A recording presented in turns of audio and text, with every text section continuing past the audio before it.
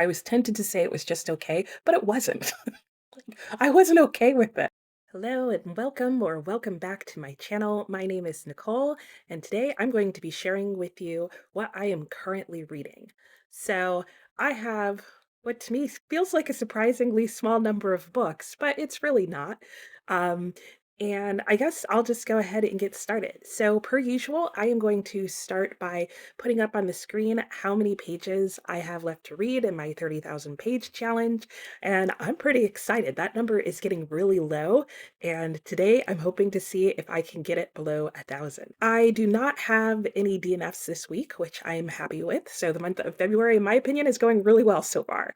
The first book I'm going to talk about is the first book that I finished in the month of February, and that book would be Villette by Charlotte Bronte. Let me start with what this book is about. So, Villette is about not a young woman named Villette, as a lot of people think based on the name of the book. Villette is actually about a young woman named Lucy Snow, and we are introduced at the beginning of the book to Lucy Snow and the family that she is living with, which isn't her blood relatives, but is actually her godmother and the godmother's son. And we get to hear about what Lucy's life is like with them, especially when they have a new household arrival in the form of a young girl named Polly, who is probably one of the most precocious children I have ever read in a book. Um, she reminded me, like, if there was a movie adaptation of this, I would have chosen Shirley Temple to play her character because that's just the kind of child that Polly reminds me of. The book starts out, you are seeing their family lives together, and then very suddenly in the book, that family life changes, and we stay with Lucy Snow. Pretty much the remainder of her years of maturation, coming to terms with the fact that she doesn't have family, trying to live and survive on her own, eventually in the town of Villette. In France, and just her experience of just sort of growing up there, working as a teacher in a school, and I don't want to say the various adventures she gets up to because it's not particularly adventurous. But the story kind of just goes on from there as she's on the continent living in France, and we just get to experience her day-to-day life. The recounting of that story, I have to admit, I largely found uninteresting. The story started out really strong. There is a great narrative voice in this. I really enjoyed listening to Lucy. I loved her observations about the family that she was in and the teachers at the school. In fact, I think that's one of the best things about this book is the characterizations. I would actually more than characterize this as a Bildungsroman. I would say it's largely just a character study, a very slow-paced character study. So, if you like character studies, this is probably the book for you. There is even a character in the book who is studying other characters in the book. I have to admit, at the end of the day, I was kind of disappointed with this book. As strong a start as I felt like it had, and as interesting as I thought the premise would be of her going and living overseas in this boarding house, I found the experience almost as boring as Lucy did, to be honest. So, I mean, in that sense, I guess it was well written because it drew me in. But I also noticed that Charlotte Bronte does this strange thing in her writing where she has things take place to her characters in very different settings, but she doesn't transition between them well, I guess is what I would say. And so you feel like instead of one character going to three different places and, this continuous like line of what their life is like, you end up feeling like you're reading three different stories. And where I think she pulls it off in Jane Eyre, I don't feel like it was successful in Villette. In Villette, I felt like more often than not, there was certainly one whole entire chapter and scene and situation in the book that I was like, why are you even telling me about this? Like, what do I care? And did it come up later in the book? Yeah, kind of. But I still felt like surely there was another way you could have figured that out. There are things that Charlotte then also glosses over that I felt like, no, I wanted to hear more about that because I felt like that would have actually made the book better. So to me, I saw some elements that were in Jane Eyre that I wasn't a huge fan of, to be honest, in Jane Eyre, but I could forgive them because I liked so much else of what was going on.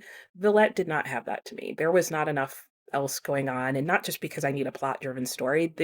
The characters just weren't interesting enough, and I wasn't getting enough of them somehow.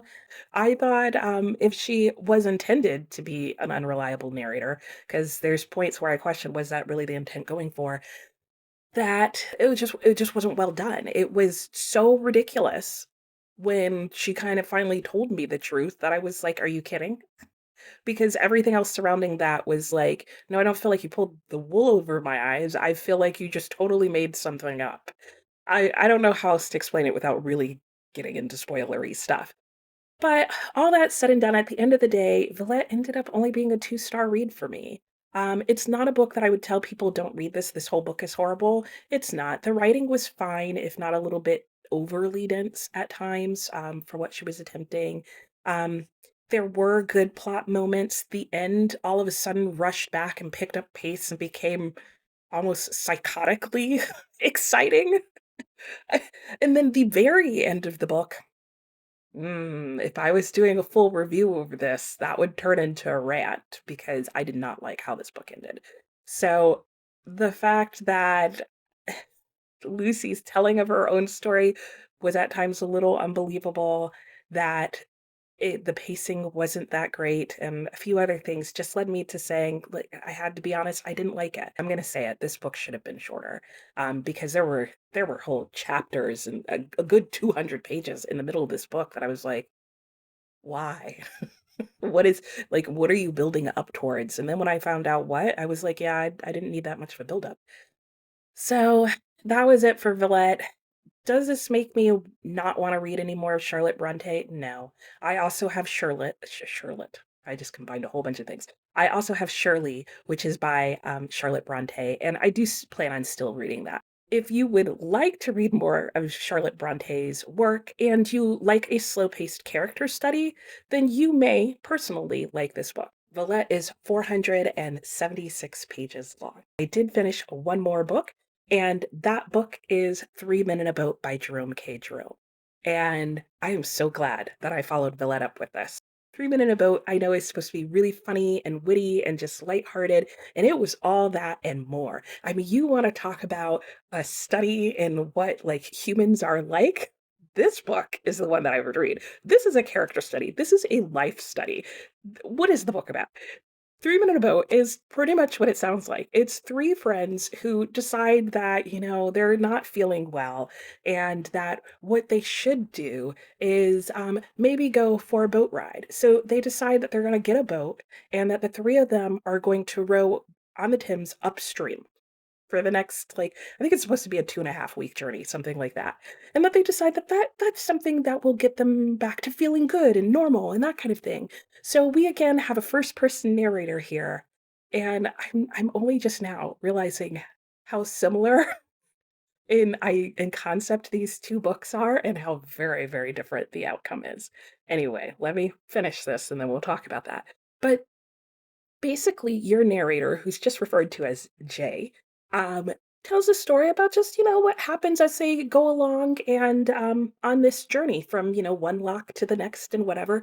But in the meantime, he also makes sure to tell you about different stories that cross his mind and about the friends that he's with and, just little narratives here and there about life. And he makes sure that you know that every story in here is true, and I have to say, oh my gosh, yes, it is. I know for a fact that this is a book of true stories.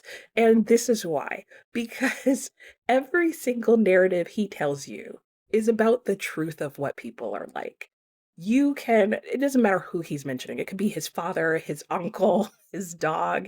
And in every single instance, you could sit there and be like, yeah, I know that person because you know someone just like them in real life, or you know what that event is like because you've been through it yourself, or maybe you are that person. And so it doesn't matter if he's talking about what it's like to pitch a tent in the rain. If you've ever tried to pitch a tent in the rain, yeah, he's telling your experience of that story. If you haven't pitched a tent in the rain, then he's letting you know what it's going to be like, and you will be laughing. I was laughing at to the point of like my eyes tearing up from page one. There is not a single moment in this book where he was not like cracking me up. I mean, I was literally sitting on the couch, like reading this and just constantly chuckling to myself. And I'm like, my family's gonna think I've gone mad. Do not read this book in public. People will think you've lost your mind.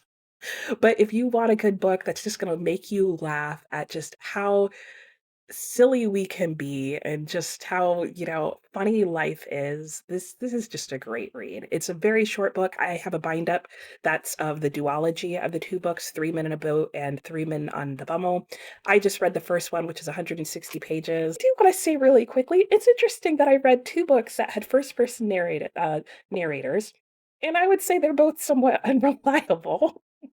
Who are both just telling you about their lives, one very brief, one very long, and the tone and the outcome and my feelings about each are very, very different. I gave Three Men in a Boat a 5 star. I absolutely loved it. Yeah, so two different ways of studying the characters of human and looking at human life.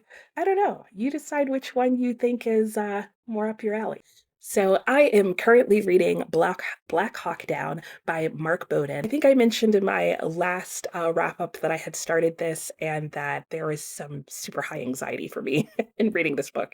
Not necessarily because of the content, more because of the amount of tension he builds in the way that he tells the story. I could not read the book because for some reason my reading of it made it more tense. So I've had to switch to 100% um, audiobook on this so that I'm not getting so anxious. And I'm just doing 3 chapters a day and then taking a break and so that I can calm down. This is a really hard read. Like it's sad. The people involved are so young and pretty much everything that's happening in here should not be happening, but it did. The thing that I have to say that I do appreciate about this telling is that as much as it's sort of a yay, go America in some ways. A lot of that comes out in the book, he makes very clear that that's just how the people felt going into this situation. However, he does a good job of pointing out, like, very subtly, without like a condemning kind of feeling, like, what went wrong here? How did this end up happening? And to my surprise, he also gives the perspective of the Somali people. I haven't looked at how he did the research for this yet, but it seems like not only did he talk to the soldiers and different people and look at whatever historical information he could get a hold of, but it seems like he also did in-person interviews with Somalians who were there, and not just ones who were necessarily in favor of the US, but just people who lived there through the time. And I think that's so important. But I am appreciating that I am reading this. So, and I'm having some good conversations here and there with my son about it. The other book that I am reading, I just started today, and that is The Confessions of Nat Turner by William Styron. And this gets back to the idea of how important it is to hear about people from their own words.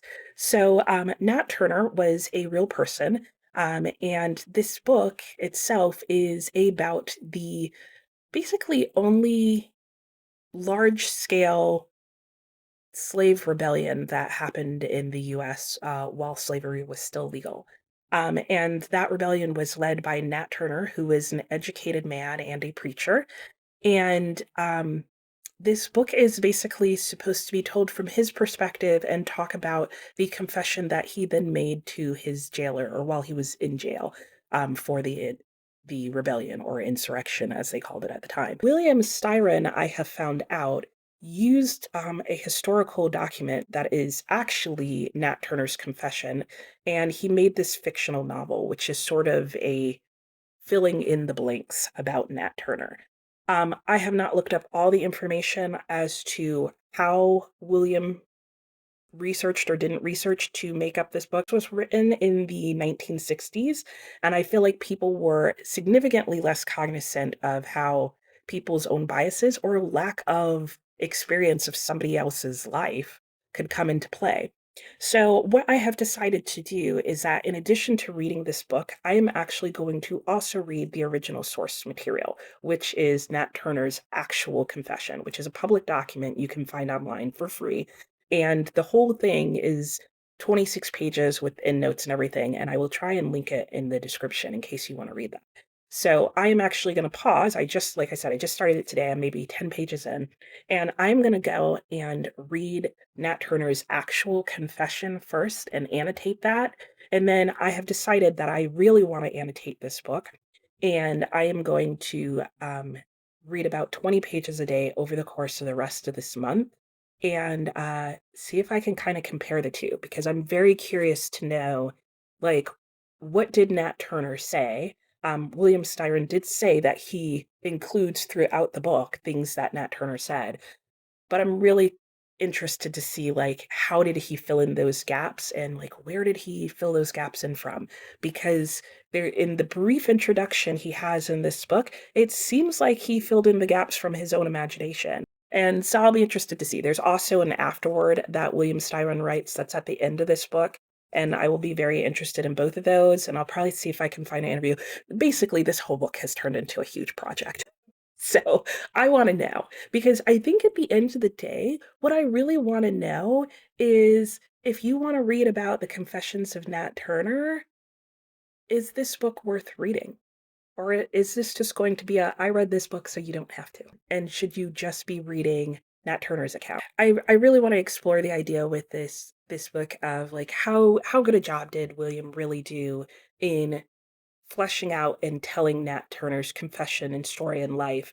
And, and just consider for myself, how would this book have been different if, for example, it had been written by Zora Neale Hurston, for example, who was a historian, wrote historical novels. It may have just given a different perspective or commentary. And I don't want to just point blank say, oh, yep, hers would have been better, or this is bad because, but I do want to compare and see, and yeah, give a recommendation, I guess. This will be an interesting read. That's all I have to say. Anyway, that's what I am reading right now. Let me know what you are currently reading. Feel free to leave a comment below. Let me know what your thoughts are, and check out that link to the document. If you read it, let me know your thoughts. And if you've read any of the 4 books that I mentioned in this video and you like them, let me know what you rated them or what your thoughts were on them. I'd love to hear. So until next time, I will talk to you later. Bye.